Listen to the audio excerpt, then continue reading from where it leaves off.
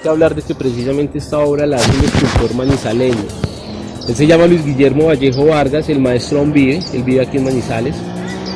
Tarda 5 años construyendo el monumento, está hecho totalmente en bronce. Ya el material que se utilizó para la construcción del lugar pues fueron llaves y monedas que la gente no utilizaba, eso fue una donación. Y el cobre que se recogió en todas estas llaves y monedas junto con una aleación de estaño y zinc se transforma en bronce, que es lo que está hecho el monumento. Ya lo que se quiso plasmar acá pues fue todo ese proceso de la colonización y fundación de Manizales, que se llama la colonización antioqueña. Esa colonización antioqueña se lleva a cabo en un periodo cuando nuestro país, nuestro territorio se llamaba la Gran Colombia, ¿lo habían escuchado? Resulta que internamente la Gran Colombia pues hacía parte de lo que era Venezuela, Colombia, Ecuador, Panamá, era una sola nación. Entonces, digamos que por eso el color de las banderas de Venezuela, Colombia y Ecuador son igual, ¿cierto? En cuanto a colores, amarillo, azul y rojo. Internamente la Gran Colombia se divide por unos estados. Todo lo que observamos desde acá pertenecía al estado de Antioquia. Por eso si nosotros nos vamos al norte del Valle del Cauca, vámonos por todo el eje cafetero, Quindío, Risaralda, Caldas, y dejámonos al norte del departamento del Tolima, vamos a notar que el acento de las personas de estos lugares es un acento paisa, y era porque pertenecían a Antioquia. Los arrieros y colonizadores de esta región venían del norte de Antioquia, hoy oriente de Antioquia. La llegada a Manizales se da con la expedición de los 20. Fueron 20 familias las que salieron del norte de Antioquia a buscar mejores vidas y mejores tierras al sur.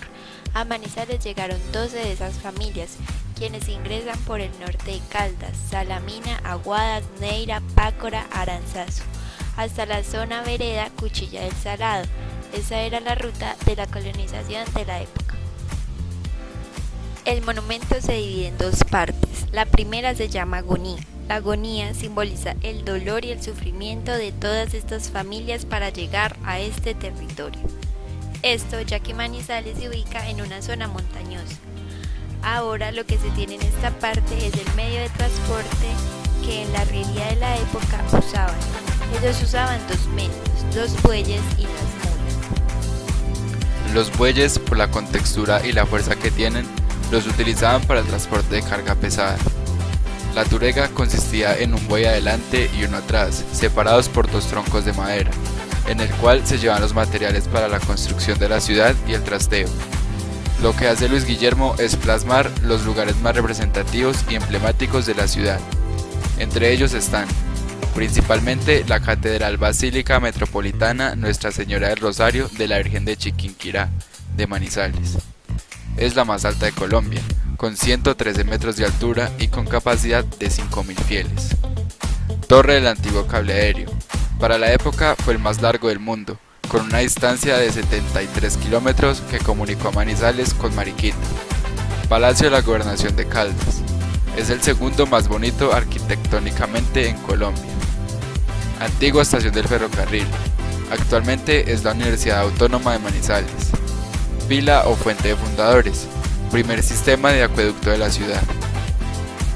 La segunda parte se llama éxtasis. El éxtasis representa la llegada de todas las familias al territorio, en donde se puede observar la organización jerárquica de las familias. También las tradiciones de arriería de aquella época, las cuales consistían en lo siguiente: en adelante y en primer lugar a una mujer. Ella debía cumplir dos requisitos: ser joven y ser virgen. El significado de la virginidad para ellos radicaba en la pureza, que estando la mujer de primera impedía los males y actuaba como una especie de amuleto para toda su familia. Seguido estaba el caporal, el cual se caracterizaba por ser el arriero con más experiencia. Este además era el encargado de traer a su familia sana y salva. Llevaba la caperuza, que era una lámpara que él cargaba en sus manos para iluminar el camino y guiar a su gente y a sus bueyes con la carga. En el centro está la matrona, que representa a la mujer antioqueña y jefa del hogar. Ella hacía la función de partera y de médica.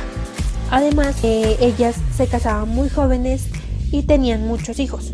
Después, en las mulas y montados sobre la angarilla estaban los niños pequeños, junto con las herramientas que iban a ser usadas para la construcción de la ciudad. Por último, se observa el arriero o peón de estrío. Este estaba encargado de medir las distancias a través de su tabaco y de sujetar al buey de cabecera que traía atrás a los bueyes con la turega. El monumento a los colonizadores es una estructura muy reconocida en la ciudad de Manizales debido a sus grandes y representativas figuras. Aquí encontramos iglesias, hombres, mujeres, niños, animales, equipaje, entre otros. Haciendo relación a lo visto en la clase, el lugar de la cristología, expresado por Luis Guillermo Vallejo Vargas, indica cómo los colonizadores antioqueños a lo largo de su travesía transmitían, como comunidad cristiana, su cultura y su religión a través de la fe, la cual a su vez es la expresión de su propia vida y la de Dios. Al llegar a la ciudad de Manizales, ellos se convirtieron en los proclamadores de la vida de Dios y de las de sí mismos, como parte de su éxtasis.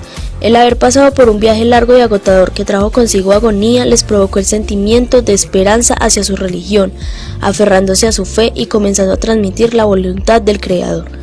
A la hora del éxtasis, considerado como el final del camino difícil, ellos llegaron a la cima de la felicidad al saber que habían coronado las tierras manizaleñas, agradecidos y con su fe y su esperanza en Cristo intacta. Lo que se ve en el monumento actualmente dentro de la cristología es un acceso privilegiado no solo para los habitantes de Manizales, sino para todos aquellos que quieran enterarse de cómo la fe lo puede todo.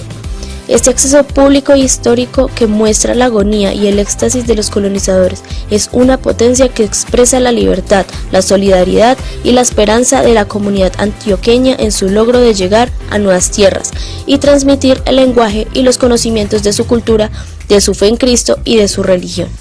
Y ese es el significado que tiene el monumento a los colonizadores, es ese homenaje que se le hace a esa cultura de arrieros antioqueños. Si no ha sido por ellos, no existirá lo que hoy en día es Manizales ni lo que conocemos nosotros como el eje cafetero. ¿Saben por qué le pusieron a la ciudad Manizales? Exactamente. Resulta que el arriero, antes de colonizar, lo primero que hacía era explorar las tierras. La primera exploración que se hizo en ese territorio fue en 1834 con un personaje llamado Fermín López. Él llegó a lo que hoy por hoy conocemos nosotros como el Morro o Cerro San Cancio. Ahí se estableció él durante 3 años. Al estar en esos lugares se dieron cuenta que en las quebradas que bañan la ciudad abunda una piedra. La piedra en el estado de Antioquia le llamaban la piedra de maní, porque se asemeja en color y forma al maní. La piedra que adorna la base de los muros en la parte de abajo del monumento. O es la famosa piedra que las abuelitas en el campo tienen para machacar la carne, para partir la panela. Si tenemos muchas piedras de maní, ¿qué vamos a tener? Un manizal. Y si tenemos muchos conjuntos de manizal, ¿qué vamos a tener? Un Manizales.